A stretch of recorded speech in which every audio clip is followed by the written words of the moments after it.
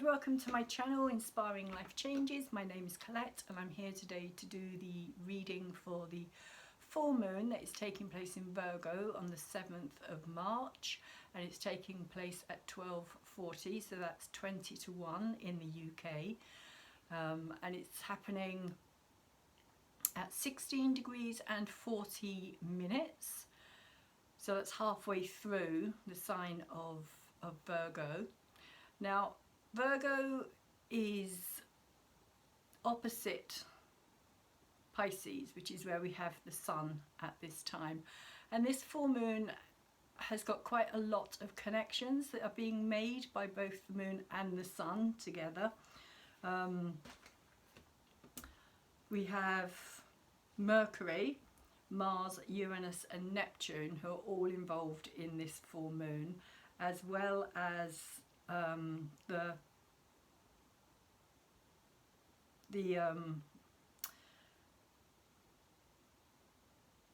as well as Venus. The moon is also connecting with Venus as well, though the sun isn't, the moon is.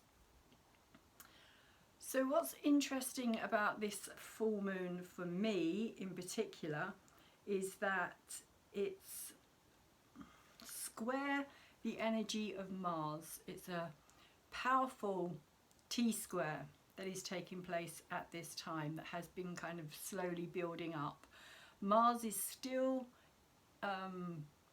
in his shadow. He still hasn't come out of his shadow, although he will be doing so very soon, I believe. When exactly is Mars leaving his shadow? He's leaving his shadow on the 16th of March, so a little while yet, but he will be eventually getting to that 25 degrees, is it 25? Yeah, 25 degrees and 36 minutes, where he's going to actually start moving into the last phases of the Gemini energy.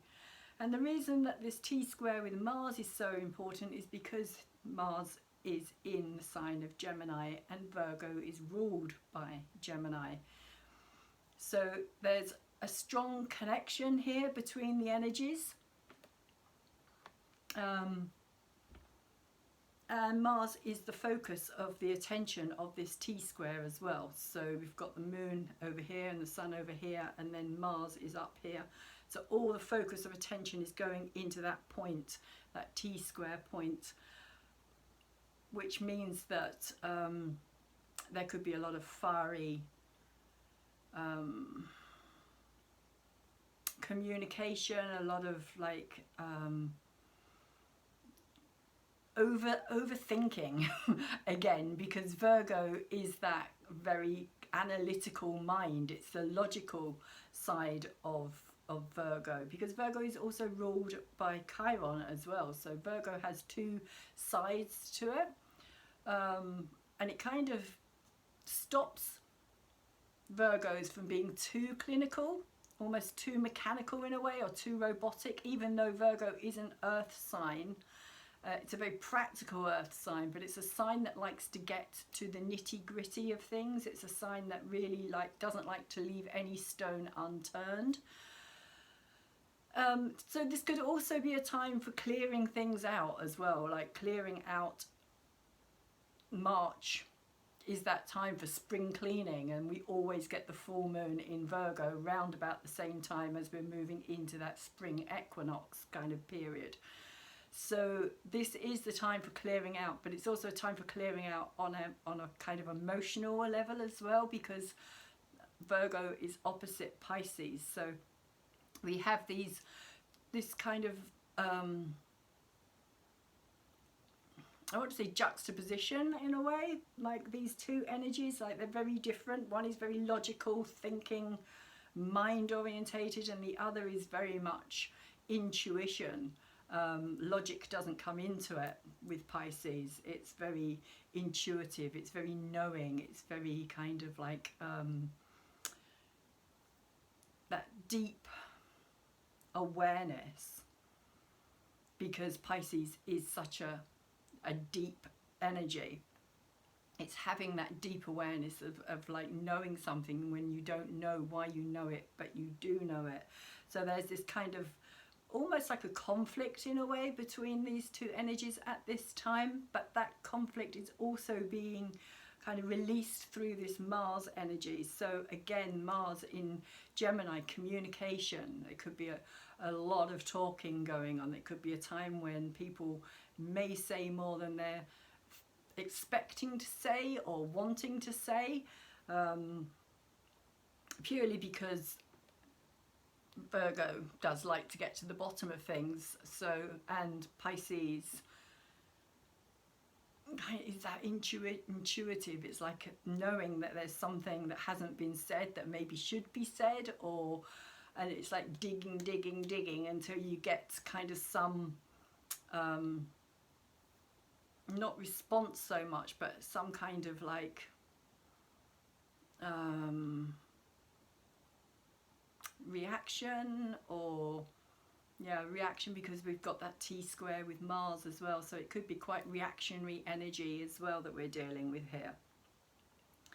But it feels like this kind of sense of there being more to something than meets the eye at this time as well, which could also be something that could drive you a little bit potty, because it's like just knowing that you know something, but the logical mind could also be kind of like trying to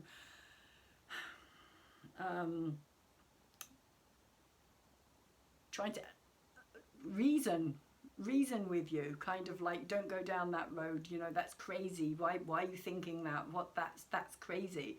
But even though there's another part of you that is kind of saying, but I know it, I feel it, I understand it on a deeper level, or as some people like to say, understand it rather than understand it. But it is that inner knowing, that inner awareness, that is also being highlighted at this time. The full moon is also in an interesting conjunction here as well with Orcus, which is a more 5D kind of energy. It's one of the outer Kuiper belt energies. And Orcus, I have spoken about Orcus before. He is the oath keeper, and so the full moon is at 16 degrees 40, and Orcus is at about, let me have a quick look, can't remember off the top of my head, Orcus is about 14 degrees. So there is a tight conjunction taking place with this energy as well. So we may see that kind of energy come up, that kind of like oath, like being true to your word, sticking to your word. If you say something, mean it. If you don't mean it, don't say it kind of energy, because you could get held to that. And because Mercury can also be a bit of a trickster energy as well. So with Mars highlighting that Gemini and Mercury energy as well, there is possible elements of that kind of trickster, being tricked into something, or saying something, knowing something. Pisces, of course, is that very nebulous energy as well. So there is that kind of nebulousness, that kind of like knowing but not knowing at the same time, if you know what I mean. It's kind of vague. It's a vagueness about Pisces as well. Another aspect of the Virgo energy is the Chiron side, the wounded healer. And of course the wounded healer at this time is in Aries, and Aries is ruled by Mars as well. So there's another connection going on there as well. Chiron's in a triple conjunction at this time with Jupiter and Venus. So he's sandwiched in between. He's about 14 degrees, and then you've got Jupiter at 13 degrees. And Venus is at 18 degrees, so there's this stellium of energy in Aries, and there is still a lot more energy in Aries behind the scenes. We've still got Manwy, who's just at that 0 point of Aries as well, so he's still kind of manifesting that that axis Monday. He's activating that energy at this time as well.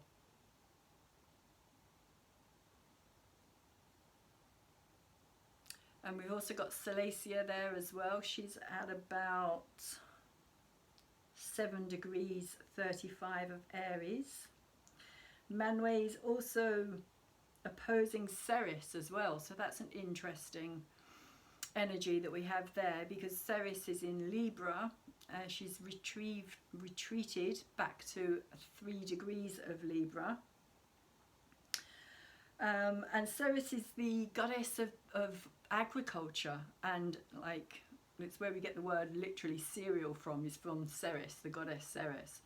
So she is to do with the soil, very similar to the Virgo energy as well, because Virgo is known as the earth element, the kind of virgin soil, if you like, the untouched soil that is good for planting in and for kind of growing. It's Virgo is that season when you harvest, but it's also a kind of early, it's part of the earlier ploughing season as well, so like you kind of plant your seeds in the earth elements. It's when basically the sun moves into Taurus, is when like the farming activity really gets started. But Ceres being retrograde at 3 degrees of Libra is, we're probably going to see, because Libra is also part of that axis Monday, because you've got Manwy at 0 degrees or 0 something degrees, where are we? Manwy 0.48, so almost 1 degrees of Aries now, so they're very close in opposition.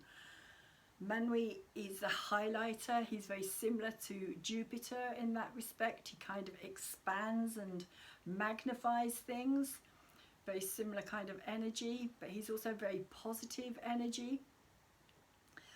But I do feel as though this could also be a time where we're going to, and we've been hearing a lot about this coming like problem with food, and I feel as though we're going to hear a lot more about this at this time on the world stage. It's like people are going to start to become really aware of what is going on with the food industry itself.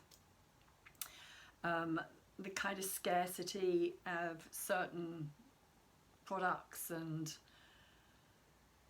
also the kind of skyrocketing prices, which is making everything harder as well. So that there feels like with Ceres being in reverse, it feels as though there's kind of a bit of a hardship energy happening there. Of course, in Libra, it is in the sign of balance and harmony, and justice. But Libra also isn't one of the best signs for that kind of planting and food and sorry, my throat.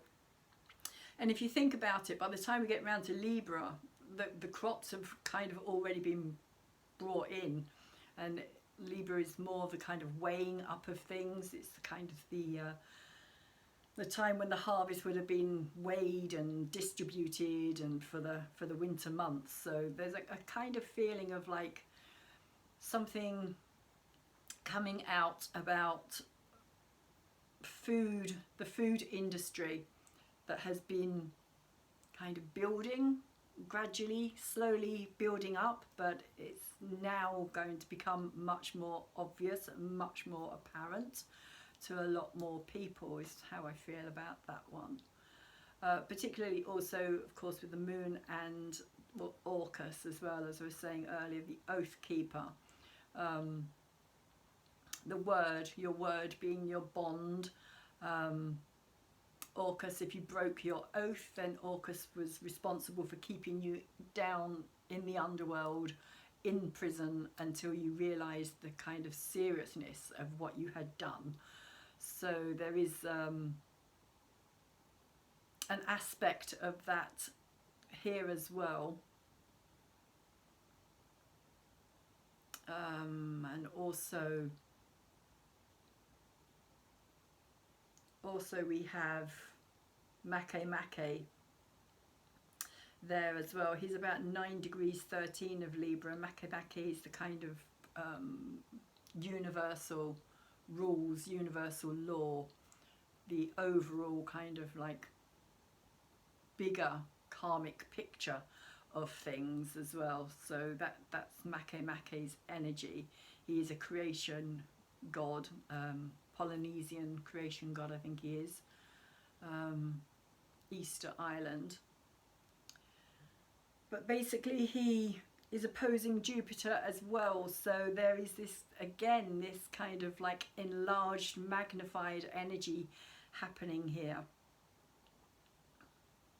of things not being in balance, things being very much kind of out of balance. Make is also retrograde as well, so things are not in harmony, things are not being, like, oaths are not being kept, and kind of like, because Libra is also to do relationships as well, so relationships are maybe also going to have a bit of a difficult time here as well.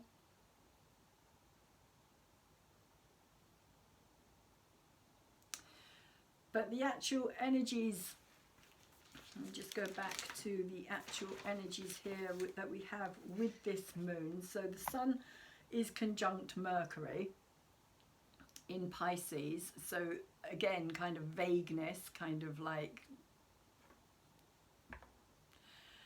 logical versus that inner knowing. Again, it's that same energy.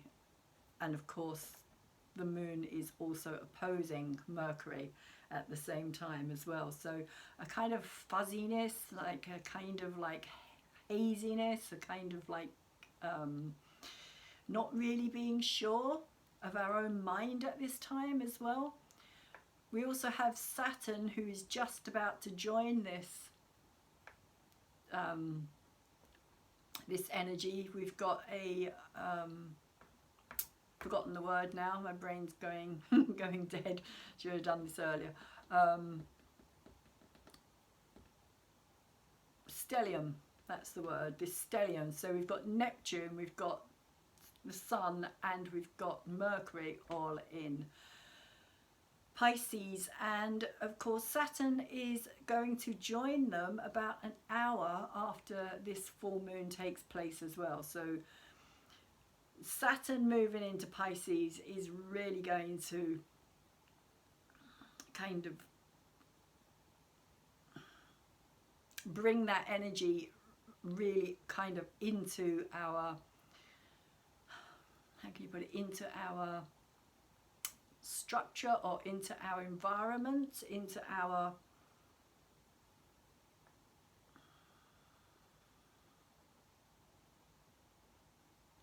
daily life, is how I feel it's going to be. It's like it's going to be vague because it's Pisces, but it's going to be very kind of like, we're going to become a lot more aware of how kind of weird things are, shall we say, how kind of like things maybe not,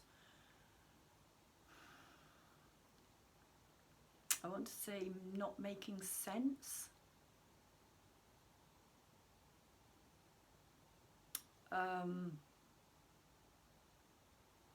Yeah, this kind of again, this nebulousness of Pisces with Neptune there as well. But what we are going to see is a lot of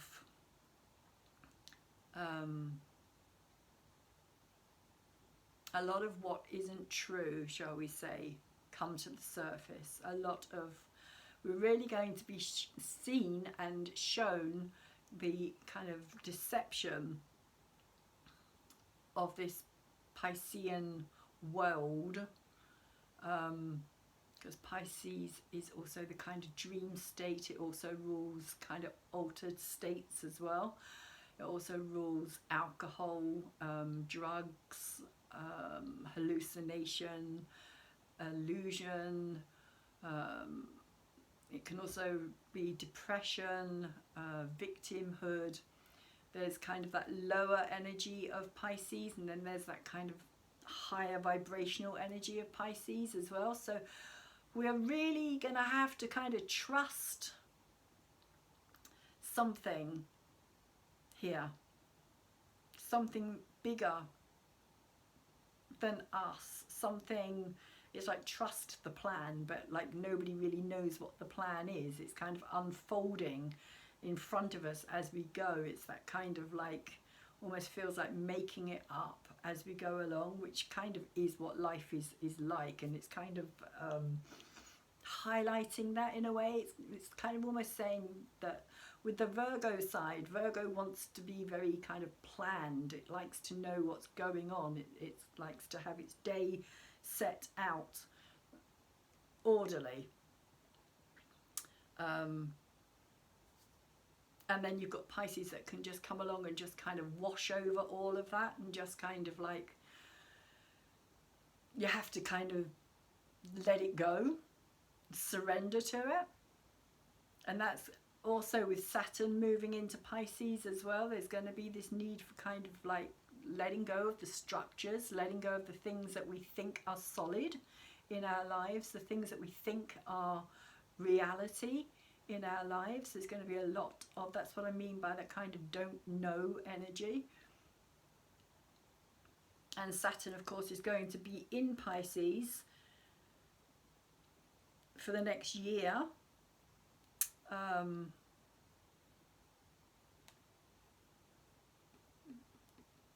2 years, should I say. So he's going to have a big effect on our overall understanding or inner standing, our overall wisdom as well. And it's almost like it's going to go from the outward to the inner, very much to the inner. And for those of us who are going to go through their second Saturn return, which is coming up and is happening for me already, because Saturn is already connecting with my natal Saturn, I feel that it's going to really kind of help ground us in the spiritual, because Saturn in Pisces is that, it is that real grounding in the spiritual. It's like kind of when other people tell you you're crazy because you think like this, or you act like this, or you know this, or you think you know this, and other people are kind of trying to argue with you about it because it's not logical, it doesn't make sense, which again is that Virgo energy, the opposing energy.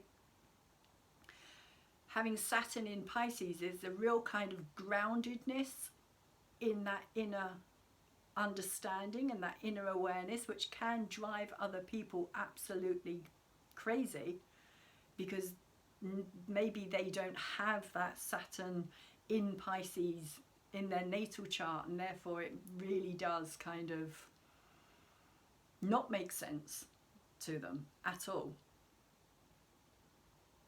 And there's also with Saturn in Pisces, there's a kind of a solidness to what you know inwardly. It's like not budging.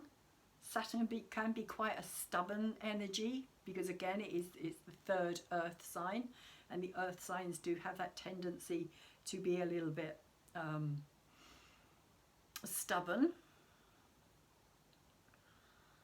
Virgo, of course, is the second earth sign here, and Virgo is very practical as well. So, but we're also talking about this Chiron energy here as well, and Chiron is also connecting with Mars at this time as well. Chiron is sextile to Mars here, so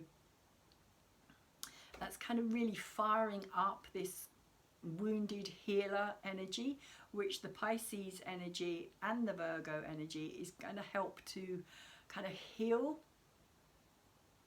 Because that's another thing about the Pisces energy, is very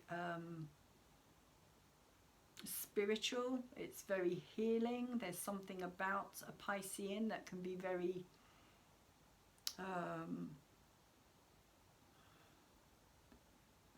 like natural healers. And Virgos, because of Chiron as their second ruler, also have that natural, they lean towards the natural, the kind of alternative way of life, like things like yoga, chiropractic,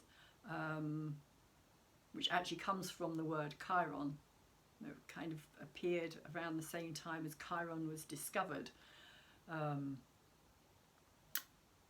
And like diet, all that kind of thing is very much highlighted by this full moon as well. The need to take care of our inner self as well as our outer self. Healthy body and healthy mind is what I always think of with the Virgo energy.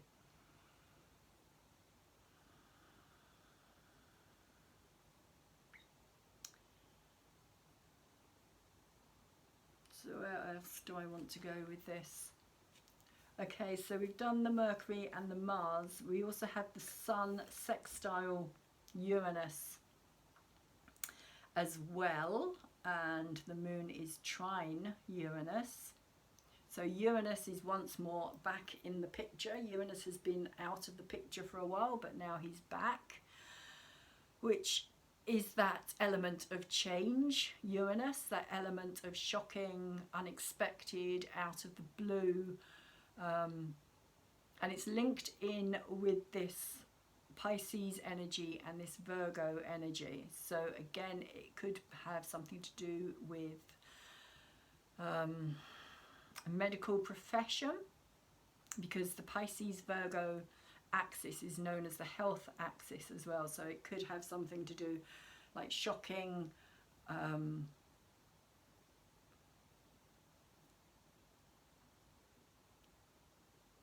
what's the word I'm looking for here, like shocking revelations around the health industry, and we are hearing quite a lot about this at this time, with all the things that are coming out about the medical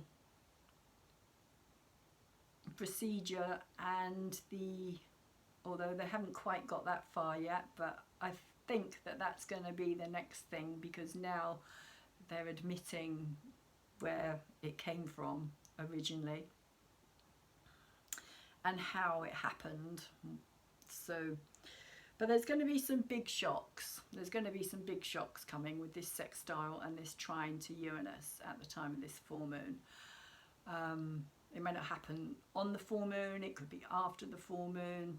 It's already kind of leading up to it bit by bit, but there's going to be a lot more revelations. Again, this Pisces energy is kind of,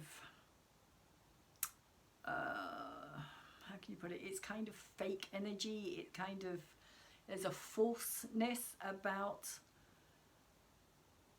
Pisces, because it's almost like you can kind of mold it or create it into whatever you want it to be. And so it is open to abuse as well, the Pisces energy. It's very fluid. Being water, it's very emotional. So again, I feel as though there's going to be a lot of kind of emotional shocks, like a lot of high tension with this Mars there as well, over the messages, the media, the things that we're going to be hearing, reading, communicating.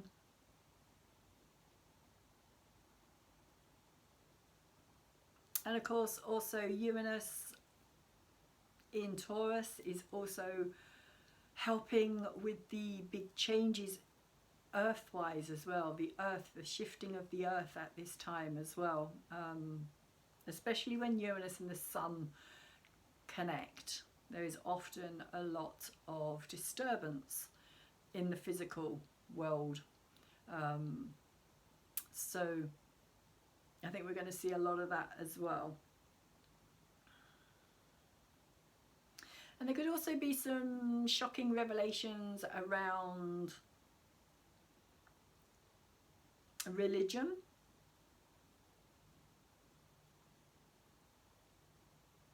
Some truths coming out, because Pisces does also rule religion as well.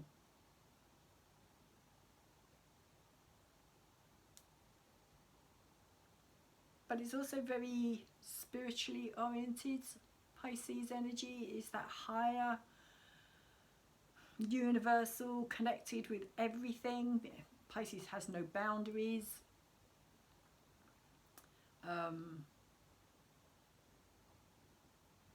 As I was saying, it's very fluid, and again Virgo likes to have things precise, and so Pisces can be very messy in that respect to a Virgo.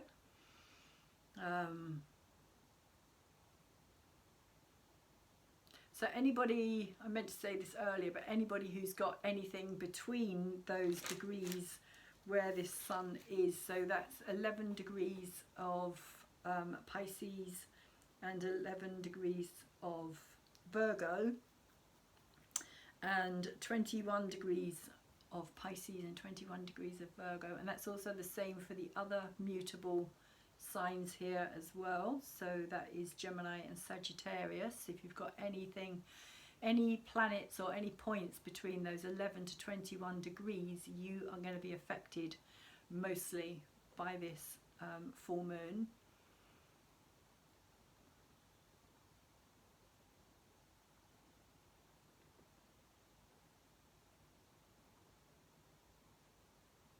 And so, yeah, that it's in the 6th house, and the 6th house is to do with our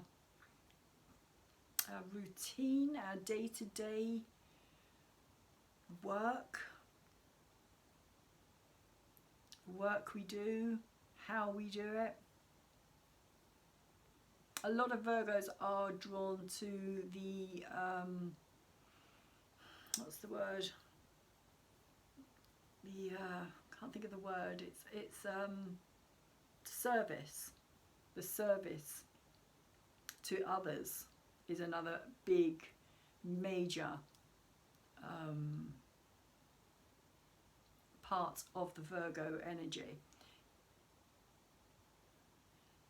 is how we serve others rather than just thinking of ourselves. Again, that's part of the 6th and the 12th house as well, because the 12th house, as I was saying, is that kind of connected to everything energy. And so Virgo works through their need to be of service, to help others, to understand and to realize that no person is an island. You have to have connection.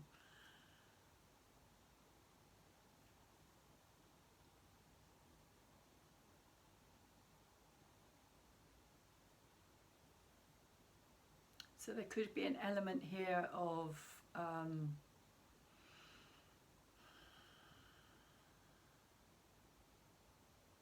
also fear as well. Also getting aspects of fear coming up here, because Mars can also bring up fear as well as courage. Mars is the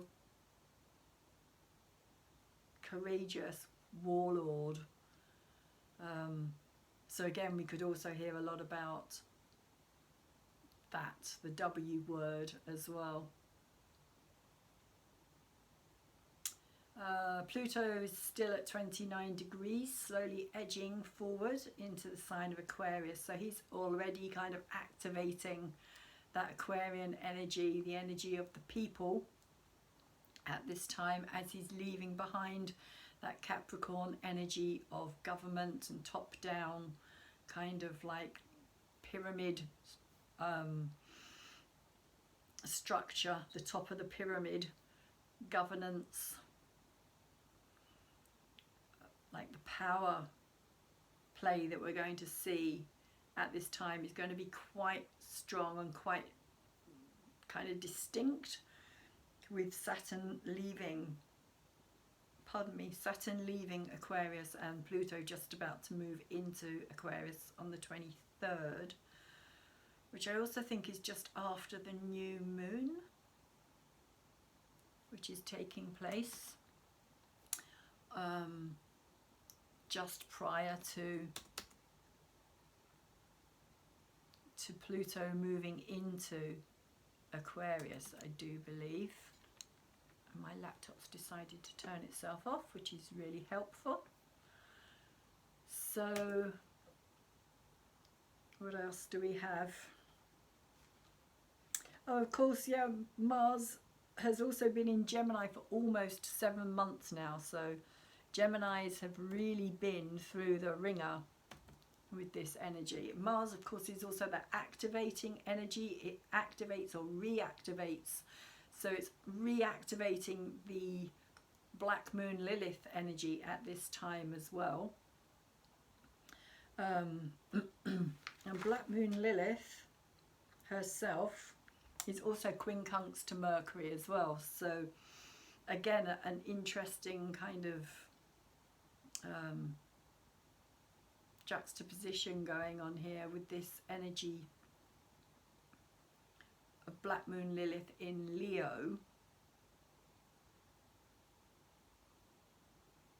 quincunx Mercury in Pisces. So a quincunx is an energy of things not feeling right. It's an uncomfortable energy. It's an in-between energy because it's coming out of a trine, but it hasn't got to an opposition. So it's 150 degrees, and it's an uncomfortable and unease about a quincunx. It's something that doesn't feel right. And Mercury and Black Moon Lilith in Leo is kind of going to bring up a lot of the darker underbelly of those in the spotlight, shall we say, because Leo is very much that energy of being on the stage, being in the spotlight, wanting to be seen, wanting to be heard. So Mercury is kind of doing that, but not in a way that is particularly pleasant for the person that's on the receiving end of what's being spoken or said about them. And there could also be deception around that as well. So we do also need to be discerning about that, because Mars, of course, in Gemini could also fire things up or exaggerate things as well, because Mars does have that tendency, that fiery kind of like ability to overstretch in a way as well.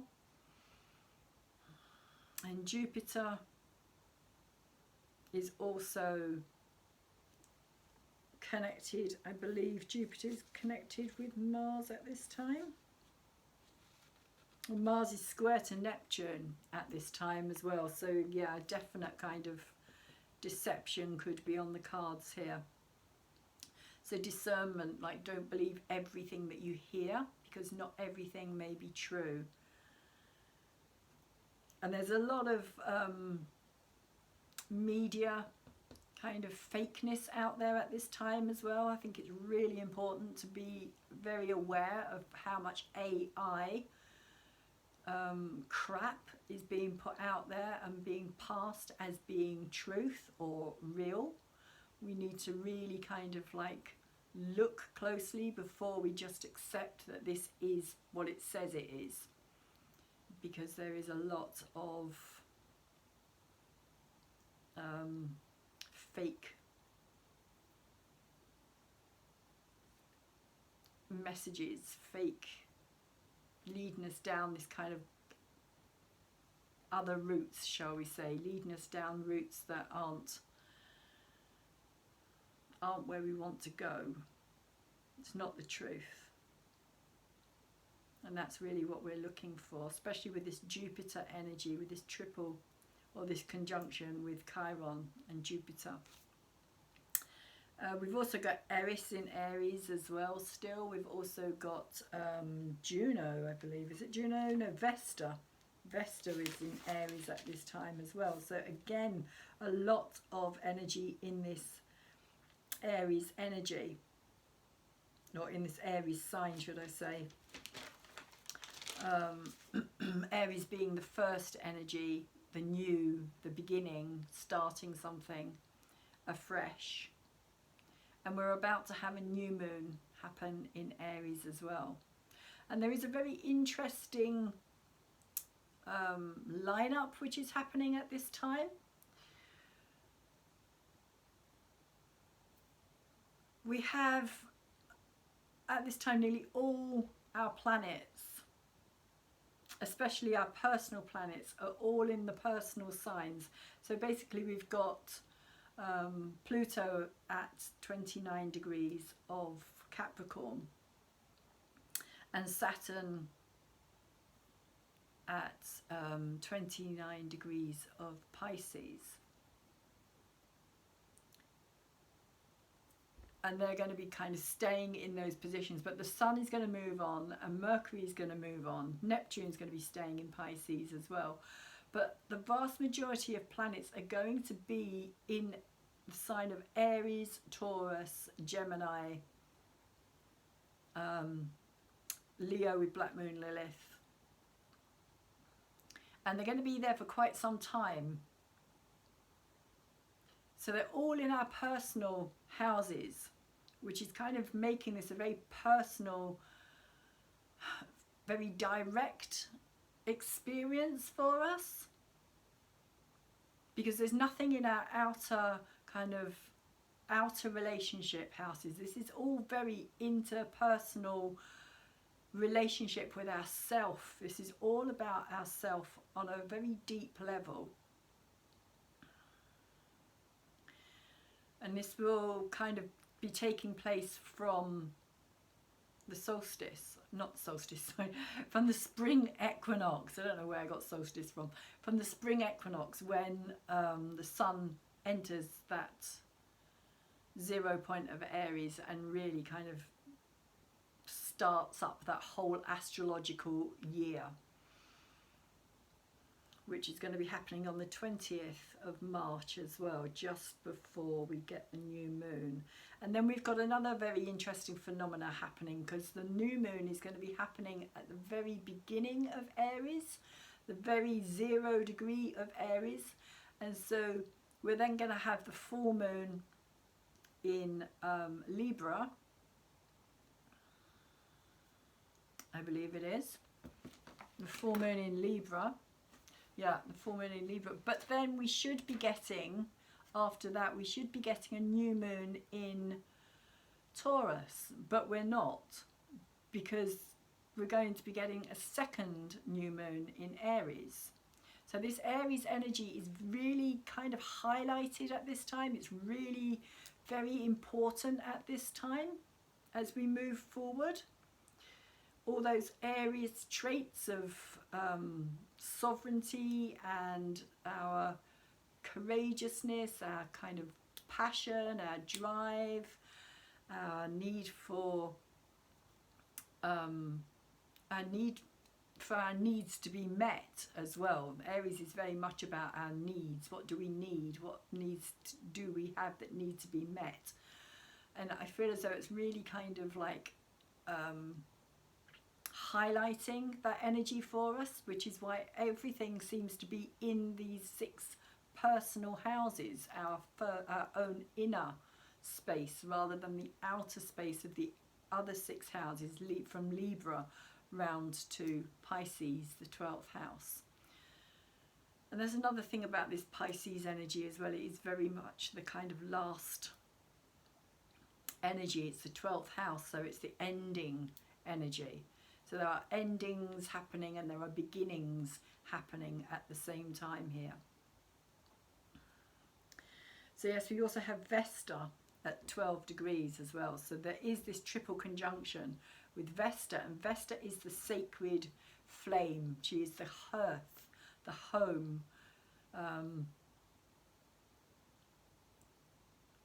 She was known as the sacred flame. It was, her temple was always kept, there was always a flame that was kept alive in the temple, and Vesta was the goddess of the fire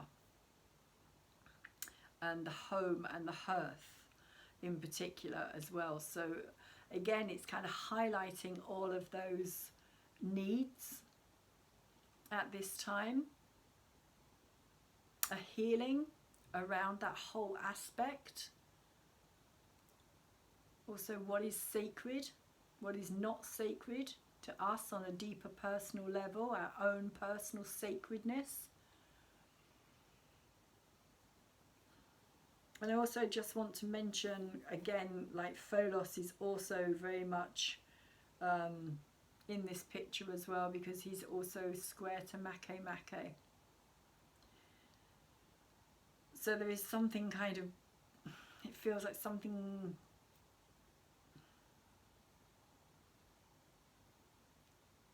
developing. Again, behind the scenes, because Makemake is in reverse here, is retrograde.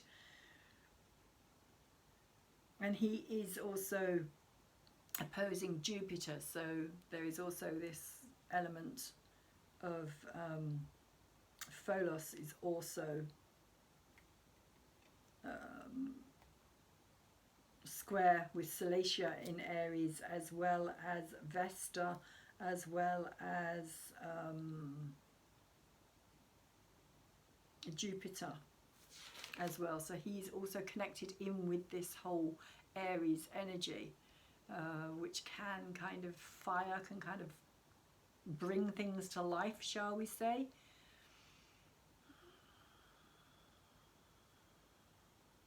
So Pholos is that kind of, it's that sudden death energy. It's the cell death energy. There's a particular word for it that appeared when Pholos was discovered, which is apoptosis, which basically is the cell, death of the cell. And it's very much linked in with the Pholos energy, the poisons. Pholos covers things like toxic poisons, biolabs, bioweapons, anything that is toxic but not natural, not naturally done, things that are created because he was killed by the blood of the Medusa. The snake venom was on an arrow, and the arrow stabbed him, and he died, like immediate death. There was no stopping it. So that again is very relevant at this time as well. And I also feel that he's also actually, looking at this, he's also sextile Mercury as well. So that's very interesting, with Mercury at 7 degrees as well. We could also be hearing a lot more around this whole topic at this time as well. It's not been put to bed, as much as again they might want to do so. There is still a lot more information to be brought out about that whole thing. And Pisces also does rule things that cannot be seen. Yeah, the unknown, but also literally things like viruses, whether that's something that you believe in or not. There is an element of that kind of energy because Pisces has no boundaries, so things can just spread as well with the Pisces energy. So it can cause things like plagues and illness and disease as well. So very much that kind of thing could be highlighted over these coming weeks. But we did just have that really beautiful Venus-Jupiter conjunction, which also had Chiron there as well. So there is a healing element to all of this, as difficult as it may be for us to hear about and to come to terms with and to acknowledge even. There is also a very strong healing element. And again, that Uranus energy is playing into that as well, that it could be shocking, but at the same time there could also be that healing side to it as well.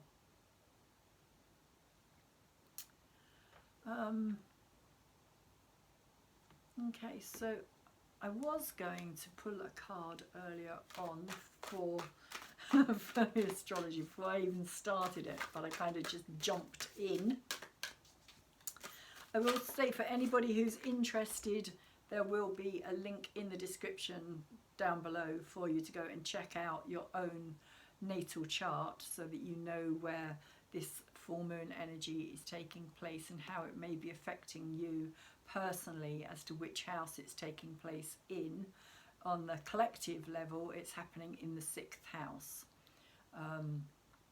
of health and service, work. Yeah. But on a personal level, it could be taking place in any house. So it's worth checking out your own natal chart to see where it falls at this time for you. And so we have this card here. Sorry, that light's in the way there. It's control. The card is control, which is interesting because that is very kind of Saturn energy as well. And number 10, let's see what it's saying about control. So you can change your life in an instant. It is so important to realize this. It is easy to fall into the trap of feeling like a victim of circumstances, your family history, or anything else that leaves you feeling helpless, which is quite Piscean energy. And I'm going on about the Piscean energy in particular because we have this stellium of Piscean energy. We have Saturn just about to move into Pisces. The Pisces energy is very highlighted at this time. We are in Pisces season, so it's very highlighted. Take responsibility for yourself and your feelings. You decide how you feel. Decide to be in charge. Educate yourself about what is going on with you, your emotions, or your health. As you go through life, your body changes and your thinking does too. Again, that's very kind of Virgo energy, the body and the mind. Pay attention to your body and your mind to better understand them. Feel good about being your own advocate. Realizing you are in control will be rejuvenating and beneficial to your well-being. The hawk carrying the maiden in this image represents a higher perspective. He shows us how to prepare for the winds of change. The maiden is covered with rainbow light. A shift is taking place, and the colours she emanates symbolize magical blessings. She is in control of where she is going. The goose soars to new levels. The duck shows the way between the spiritual and the physical world. The doves bring hope, peace, and indicate it will be arriving soon. And that is what I'm feeling about this Aries energy. I feel as though we're going to be shifting into gear. We're going to leave that past where it belongs in some ways, and we're going to kind of move forward into this much more new, fresh start. But I don't think it's this full moon. I think it's something that's coming very, very soon, but not quite yet.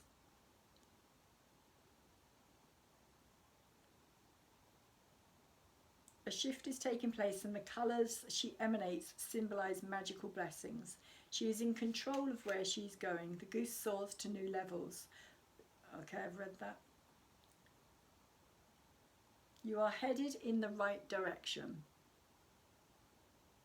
As you gain more control, the horizon before you will begin to look more promising. Which again, I think the horizon, Aries, is a new horizon. It is a new beginning. It is a new start. It is fresh energy. And for me, it is the start of the year. It's the astrological year. It's when everything starts. It doesn't make sense for me to have the new year. It's just a change of number. It's that number change. So we go from one number to the next number, which has an effect on us on an energetic level, but it doesn't feel like a new start until the spring equinox. So I'm just wondering if there's anything else I should be saying about. There's also Humir as well, which kind of came up quite strongly. Humir is the volcanic Hawaiian goddess, fertility goddess again. She is very fertile, very rejuvenationary, should I say. She has this stick, which I can't remember what it's called, but it kind of rejuvenates her body, herself. She can go from being very old to being very young again. And Humir is at 046 of Scorpio. She's retrograde again, so she's going back towards the Libra energy that she's been in for a long time. And she's square to Pluto. And Pluto, of course, is that energy of transformation and change, and also they're also opposing the South Node and the North Node as well. So Humir is conjunct the South Node, and she's opposing the North Node. And so the South Node is what we need to leave behind. It's that energy of the past, of letting go, of moving away from. And the North Node is the energy of where we are shifting our sights to, what we're looking towards. So Pluto is also going to be starting to square, or is already in fact starting to square that South Node and the North Node as well. So he's creating a T-square at this time with the South Node and the North Node. He's also creating a trine with Sedna, who is at the very end of Taurus. She's now 28 degrees 52. Sedna is another very strong, watery, transformational energy. I've spoken about Sedna quite a bit. Last time I said it, I think her orbit is something like 3,000 years. I got that really wrong. It's actually 11,000, almost 12,000 years that Sedna takes to travel all the way around our sun. So she's deeply transformational, very similar to Pluto in that sense of transformation, but Sedna's transformation is on a much more how can you put it, like longer lasting, like eons of time, rather than just like with Pluto 249 years of change. And Pluto comes in and he shifts everything, transforms things. But with Sedna, it's kind of like it's historical, way into the future kind of energy is how I feel about that. But it's also connecting with Pluto, and she's also connecting with Hermia at this time as well. So deep transformational energies are taking place on a real kind of new earth being born level, as we move deeper into the Aquarian age, with Pluto moving into the sign of Aquarius. That's really going to kind of start digging through things, digging up where Saturn has been as well. So of course Pluto is going to dig up like where Saturn has been trying to put down structure and roots and control. Pluto is now going to go in and he's going to start digging all of that back up. So what isn't right, what isn't supposed to be there, Pluto is going to break down and destroy, because that's what Pluto does. He's the great destroyer. He's the planet of impermanence, and things that aren't supposed to be permanent will not survive, let's say, Pluto's transit. So it's going to be interesting. But of course Pluto's only going to be there for a wee while. He's actually going to come back out of Aquarius and go back to that 27-degree point of Capricorn, which again in itself is going to be very interesting. But things are moving and things are shifting, and we are going to start to see some very, very rapid change over these coming months, as both of these big kind of maleficent energies move into their new signs, their new homes. For Pluto it's going to be for the next kind of 20 years, and for Saturn the next 2 years. So anyway, I'm going to leave it there and say thank you very much to those of you who have listened, to those of you who have subscribed to my channel. Thank you very much for being here. Also to those of you who like my videos and thumbs them up for me, thank you very much for doing that as well. Don't know why, but last time my video only got 3 views, whereas previously it got about 58, which was quite shocking for me, but very pleasantly. So I would like to say thank you to those of you who took the time to listen to my video, even if it was just 3 of you. It does mean something to me to know that there is people who are interested in what I'm having to say or what I am saying. But I am going to finish saying what I've been saying and let you all go. Enjoy this full moon. Have a good clear out, emotionally and physically. It's a good time to sweep out things that are no longer needed in our lives, and take good care of yourselves and anybody else around you who needs to have care taken for them as well. Remember, Virgo is the moon of service as well, so maybe look around and see if there's people near to you who are in need of some help, a helping hand. And